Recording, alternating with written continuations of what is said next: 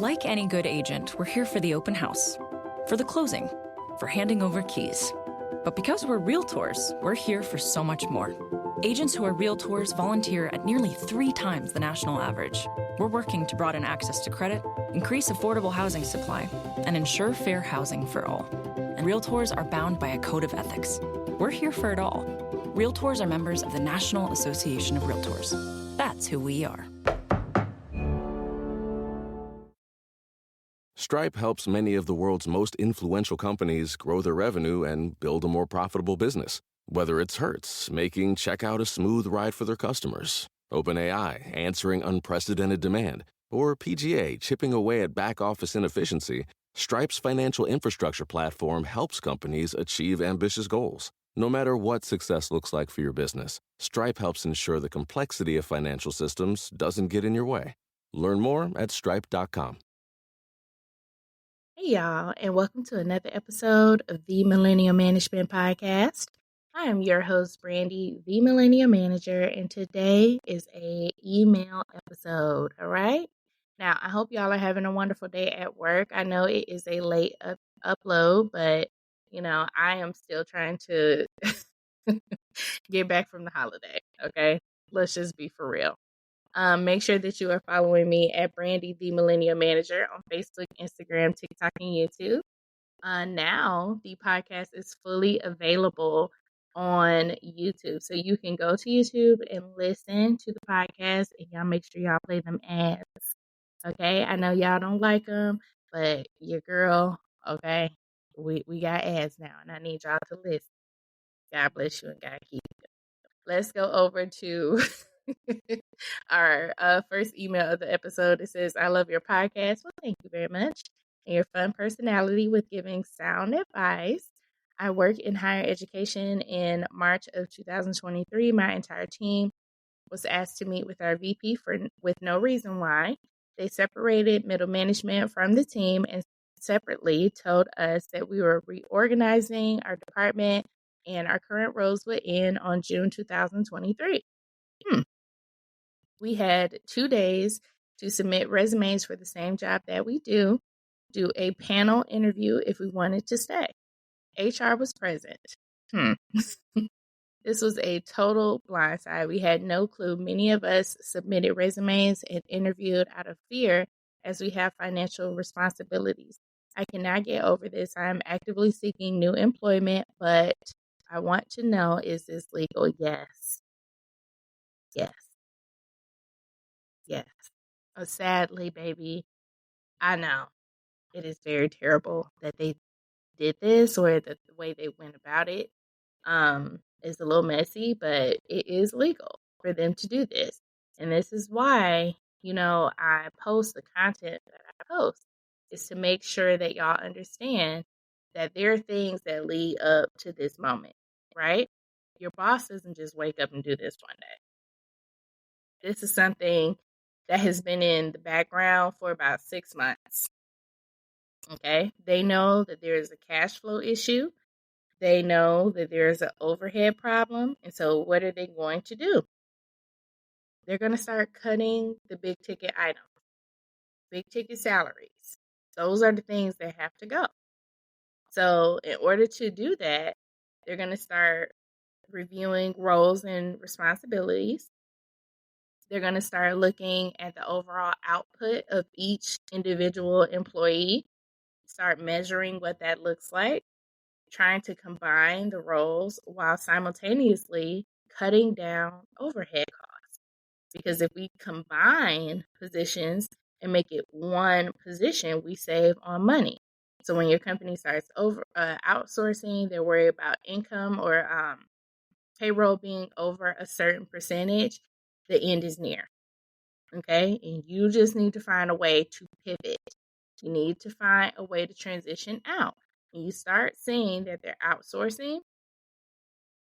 They're starting to use terms like restructuring, reorganizing. There's a cash flow problem, and they don't want you to panic because they need you to do the job until they can let you go. Okay? They need you to do the work until they can let you go. So That's why you need to pay attention to what is happening over time. So I hate when people go to work and they're not really, paying attention to the things that their manager is saying. They're not really checking for things. They just think, oh, I can just go to work and nothing is going to happen. No, restructuring is inevitable, especially nowadays where they're trying to bring down the salary costs because salaries are higher than they've ever been in a lot of places. Like, I know there are some places that are still struggling with bringing up pay, but there are a lot of companies that have really risen to the occasion when it comes to salary. But the problem is they can't stay at that rate. They can only do that temporarily. They only do it to pacify. That's all they do. So then you have situations like this where they're restructuring, they're reorganizing, combining roles. That's not something that they just wake up and do one day. It happens over time, and it's small, subtle things that kind of give you the idea that it's coming. So pay attention. If they start talking about overtime, they start talking about your roles and wanting to know exactly what you're doing day in and day out, they take a extreme interest in what you're doing day in and day out. They're beefing up the communication. The hammer is going to drop in about 90 days. Okay? All right. Because I don't want people to be blindsided by this. It's something that happens at least 6 months. At least 6 months. They know that this is coming. So it's not something they just wake up and do. They know that it's coming, and they just don't want to sound the alarm because that means that they're going to be without people to actually do the job until they can terminate you. So they're using you to hold that spot until they can figure out how to execute this. Okay? All right. On to our next email. Our next email says, "Good morning. Good morning, Betty. How you doing, baby?" It says, "I have been following you for a while now. I am a medical assistant at my job where we have been getting ready to go live on Monday with a new EHR system. For those of you who do not know what EHR is, that is electronic health record.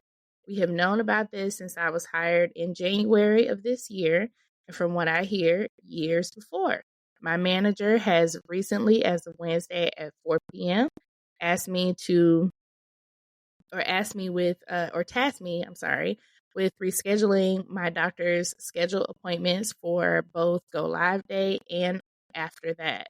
All of this is expected to be completed by Monday, when my doctor asked about 3 months ago that she has no more than 10 patients during the go live week per day. I do not understand how, as the manager, who is well aware of what she asked for, basically did not rise to the occasion and complete those tasks. And at the end of this, she asked me, what are your thoughts? Your manager is a poor leader. She is unorganized, and he or she is not managing preventatively. Okay? You can't stop everything from happening, but it's some shit that is within your control. And if you know that there's going to be some type of installation of any kind, you either need to have a slow day or you need to have no day at all, meaning no patients, no work at all. That way, if there are any kinks, you have the time to work it out.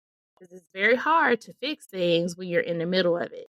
It's easier to do it when you're on the outside of it and you're able to kind of control the environment. So my opinion is that your manager is just poorly organized. Just flat out. She has no organization skills, because it is a she. I kept reading. She has no ability to foresee what is going to happen.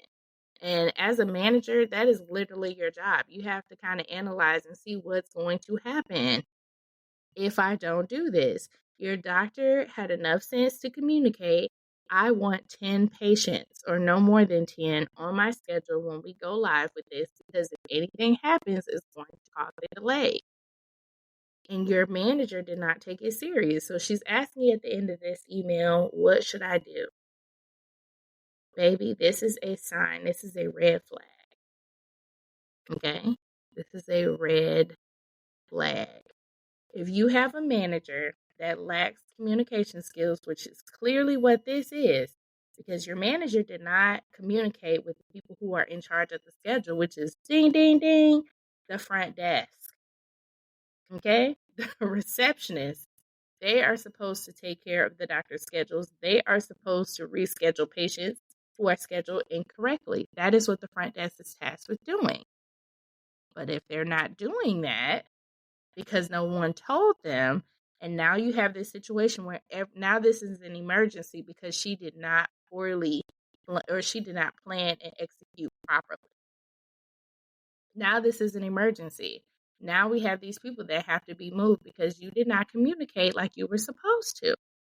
That is your job, to make sure that the proper channels, okay, go through the proper channels to make sure that the communication gets to the person that is needed to get to, so that you don't have situations like this where everything is an emergency now because you poorly planned, you did not execute. You did not make sure that the information was given to them in January. Okay? Y'all should have been blocking that schedule because now she's saying that the doctor is scheduled out until April. So all these people who have appointments have to be moved and have to be rescheduled, and it's just unnecessary stress when you already knew that this was going to happen. So you need to be preventative if you are going to be in management. Do you understand?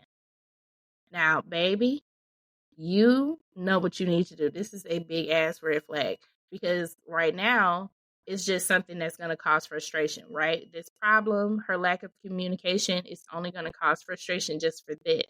But eventually it's going to get a little more serious. There's going to be something that either costs the company or it's going to be something that costs you. And so you have to decide how long you want to hang out for it. You've already been here for a year, almost. January would make a year. I would make up my mind that I'm not going past a year and a half. Okay?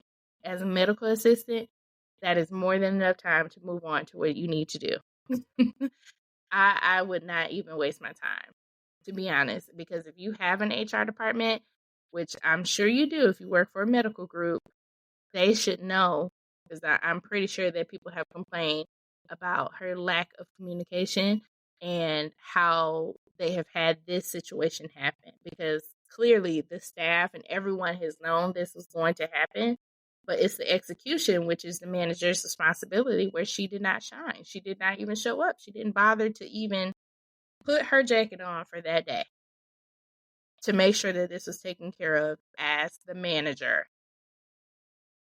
Whether you're scouring business financial sites or listening to economics podcasts like this one, you'll find there's no secret to successfully managing your company's finances for the future. You just need PNC Corporate and Institutional Banking, whose team of dedicated relationship managers bring 160 years of experience, advice, and an array of tools and tech to scale to any size business. PNC Bank. Brilliantly boring since 1865. PNC Bank, National Association, member FDIC. Stripe helps many of the world's most influential companies grow their revenue and build a more profitable business. Whether it's Hertz, making checkout a smooth ride for their customers, OpenAI, answering unprecedented demand, or PGA, chipping away at back-office inefficiency, Stripe's financial infrastructure platform helps companies achieve ambitious goals. No matter what success looks like for your business, Stripe helps ensure the complexity of financial systems doesn't get in your way. Learn more at stripe.com. At Capella University, learning the right skills could make a difference. That's why our business programs teach you relevant skills you can take from the course room to the workplace. A different future is closer than you think with Capella University. Learn more at capella.edu. Okay? So I would get my resume ready because it's going to be something that's going to be a little more detrimental. Like right now, this is just a headache.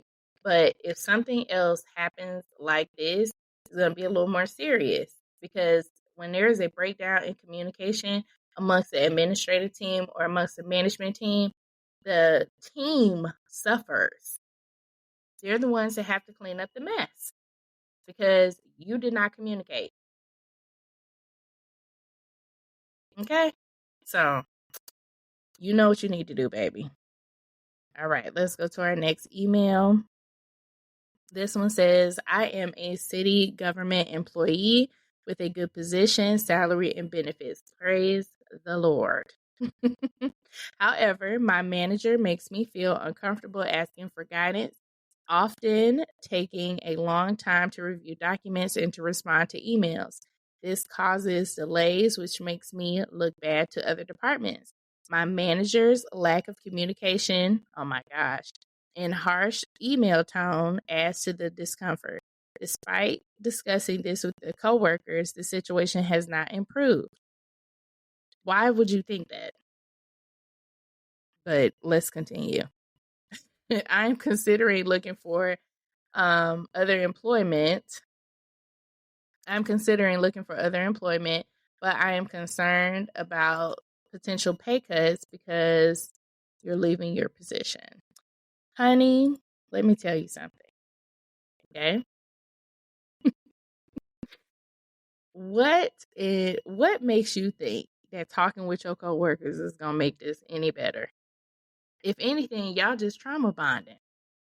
That's it. Cause all y'all have the same garbage experience from your garbage manager. So it's not really helping anybody to have a conversation. Y'all are just gossiping.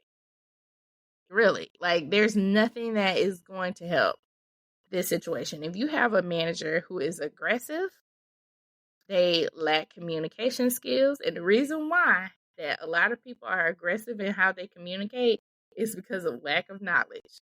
Let somebody don't know something and your ass know it, they're going to be mad, they're going to be frustrated, and it's going to come off in a nasty way. That's how you know if there's a lack of knowledge.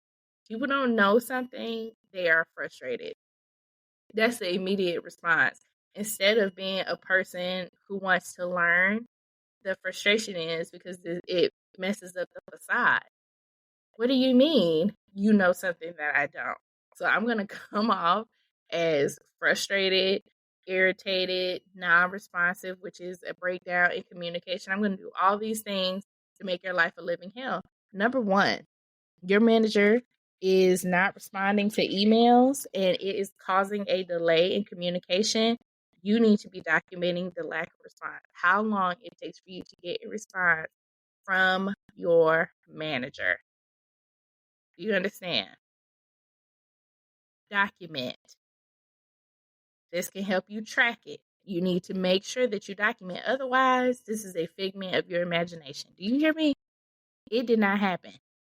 If you have not been documenting, there's nothing going on. Okay? Number two, you need to prioritize what is important to you because you have tasks that are waiting for your manager's approval. You need to prioritize them based on the urgency, based on the importance. Clearly communicate the deadlines to your manager in that email, which goes along with your documentation. Okay? Because then when things are not given to you and you need a clear approval, yes or no, the proper people are going to deal with that manager. Because a lack of response, number one, you're not keeping up with the deadlines. Number two, you're not meeting the expectations. Number three, this is all within documenting your experience with her. That's how you have found out everything because you've been documenting every single thing. Do you understand? Okay. Now, after you have documented everything, you need to go to HR. 1,000%. You need to take it to HR and let them deal with that because if don't come in there with how you feel, don't come in there with what you think. You need to come in there with documentation.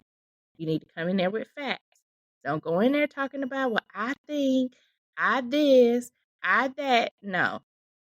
Documentation only. Do you hear me what I say? Say yes. Document what has not happened.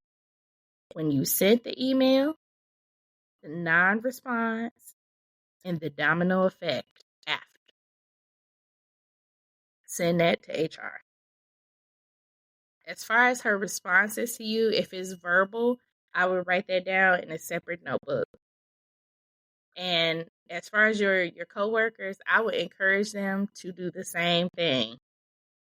If more than one person has this negative experience out of a manager, they're going to be more apt to do something about it. If it's just one person, they're going to think maybe it's just a issue between the two, like a sync problem. Maybe y'all two are just, two sides of a coin and all this other mess. If you have more than one person saying it, that gives you the leverage that you need to support what needs to happen going forward. Maybe there's some professional development that needs to happen. I'm not sure what the environment has, caused you a lot of stress because of the lack of response, the lack of support from your manager. So you definitely need to go down the avenue of self-care, and also professional development. Not just your manager needs it, but you probably need that too so that you can improve at your role. But I think that professional development is going to be the first step that your HR department takes with your manager. But it's going to require you and your team being on the same page about it. They need to be documenting their own experiences. They need to be communicating with HR. Okay? All right. Let me see if we have one more. Let's see. One more email. And this one is, there we go. All right. This one says, "Hey, Brandy. Hey, girl. What's up, Betty? Your content has helped to ground me when it comes to work. It's a pretty laid back position that makes good money for this company. I feel like I am due for a raise." Okay, let's talk about that. The thing is that we get an annual system-wide raise. It's a small percentage, no reprimands, no PIPs or anything like that, and you get it. It's not even based on productivity, which I excel in. However, even our performance reviews do not show our performance numbers. Now that I'm writing this, I find that it's odd. That's how it's done. That is very odd because how the hell are they rating you guys if they don't include any numbers? But it sounds like the whiz is at work here, or not the whiz, but the wizard. I first came across your account when you said F them people in that job. Meaning to do my job and go home. Then I heard another listener email and knew that my job wasn't so bad. It's a good environment, but I want fair compensation. I don't discuss pay with others, so I don't know what anyone else is making, but I have a strong suspicion I am being underpaid while I'm overperforming. If that's the case, you need to bring it down a little bit. Bring it down. Bring it down. If you feel like you're being overpaid or underpaid based off of the work that you are doing, you need to tone it down. Okay? Stop overachieving at work. You need to do your specific duties, because overachieving means that you are doing things beyond your role. That's what overachieving means. If you are focusing beyond your position, beyond your specific tasks and duties every day, you are overachieving. You're not going to get any more money for that. So you need to act your wage. That's number one. Okay? Number two, if you feel like this company is kind of being shysty about how they are operating with performance reviews, then you have the choice to leave. Okay? Comfort is what I feel like you have got here. You are comfortable in the position because you make good money. No, you don't have to worry about anybody coming after you. It seems like there's no micromanaging, there's no this, or there's no foolishness. But you feel like you want more money. So if you think that you're not getting the money that you deserve for the work that you're putting out, then you're probably not going to get it with a raise if they do it annual system wide, which means that everybody gets a raise. It's a small percentage. So everybody gets these standard raises each year. The problem is that you're the one that's overdoing it. Your job gave you a specific list of duties and responsibilities, and you have decided that you're going to do more than that. That's what I hear. They paid you for a specific role, and you are overachieving. You are taking it to the next level, and now you want money for that. Nobody asked you to do that. Did they ask you to do that? Hello? Mm-mm. No, they did not, baby. You did that.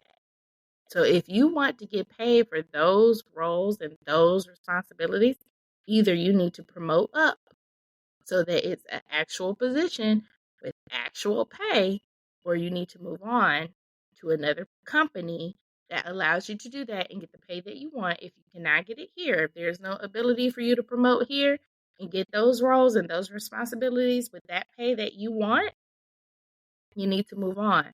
Or the last option, tone it the fuck down. Okay? You need to do the exact job for the exact pay. Do you understand me? Because you are overachieving. They are paying you the proper amount based on the job description. But if you're constantly overachieving, constantly trying to overexcel, and you think, oh, I'm going to get some money. No, you're not. Because they didn't ask you to do that.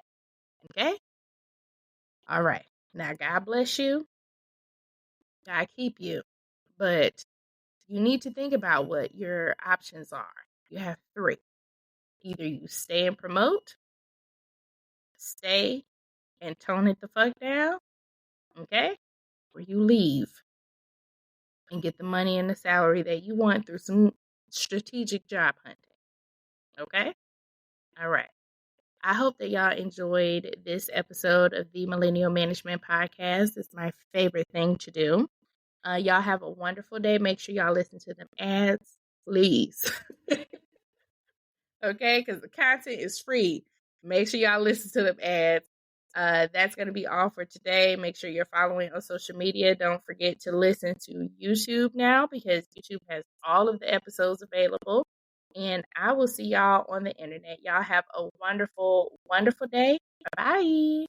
Stripe helps many of the world's most influential companies grow their revenue and build a more profitable business. Whether it's Hertz, making checkout a smooth ride for their customers, OpenAI, answering unprecedented demand, or PGA, chipping away at back-office inefficiency, Stripe's financial infrastructure platform helps companies achieve ambitious goals. No matter what success looks like for your business, Stripe helps ensure the complexity of financial systems doesn't get in your way. Learn more at stripe.com. Is it time to reimagine your future? The right business skills may make a difference in your career. At Capella University, we offer a relevant education that's designed to focus on what you need to know in the business world. We'll teach professional skills to help you pursue your goals, like business management, strategic planning, and effective communication. And you can apply these skills right away. A different future is closer than you think with Capella University. Learn more at capella.edu.